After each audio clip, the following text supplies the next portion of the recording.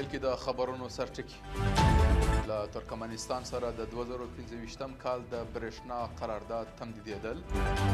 په کندهار ولایت کې د دارالعلوم حکیمیه ټولنې ته د لوړو زده کړو او پوهنې وزارتونو وزیرانو سفر. او د غزې په تړانګه کې د اسرائیلي اشغالګر پوځ لخوا پرله پسې بریدونه دوام. د لویه مهربانه خدای په سپېڅلي نامه درنو لیدونکو سلام. د نن ورځ خبرونو ته ښه راغلاست. نن شنبه د 1403 کال د لندۍ 19مه نیټه ده.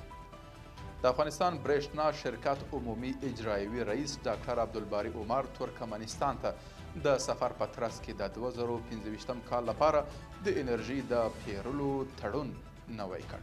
برېښنا شرکت وایي چې د دې تړون پر بنسټ به په 4 مسیرونو اندخوی، آقینې، بادغیس او تورغونډۍ هرات کې له ترکمنستان هیواد څخه افغانستان ته برېښنا اخیستل کیږي.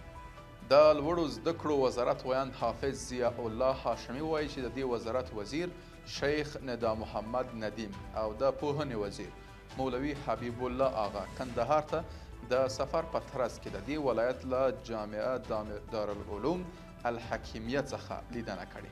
د ښاغلي هاشمي په وینا د لوړو زده کړو او پوهنې وزیرانو د دې دارالعلوم له استادانو او زده کوونکو سره په لیدنې کې د زده کړو پر غوره کیفیت او لا ښه والي ټینګار کړی. اسلام آباد کې د افغانستان اسلامي امارت سفیر سردار احمد شکیب د پاکستان د سنا مجلس له غړي او د دې هیواد د سفران او مذهبي چارو پخوانی وزیر محمد طلحه محمود سره کتلې دي. اسلام آباد کې د افغانستان سفارت وایي چې په دې کتنه کې د پاکستان او افغانستان پر سوداګریزو اړیکو، پانګونې، د شته ننګونو د حل په موخه پر ګټورو میکانیزمونو او یو شمېر نورو موضوعاتو خبرې کړې دي.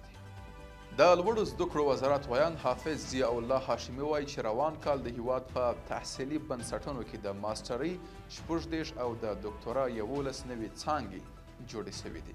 د نوموړي په وینا د ماسټرۍ 26 څانګې په اماراتي او 10 په خصوصي پوهنتونونو کې جوړې شوې دي.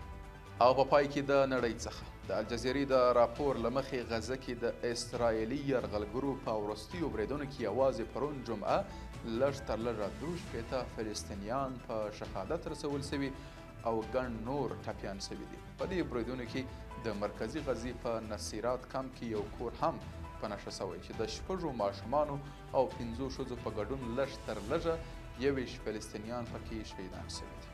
له ملتیا مو مننه.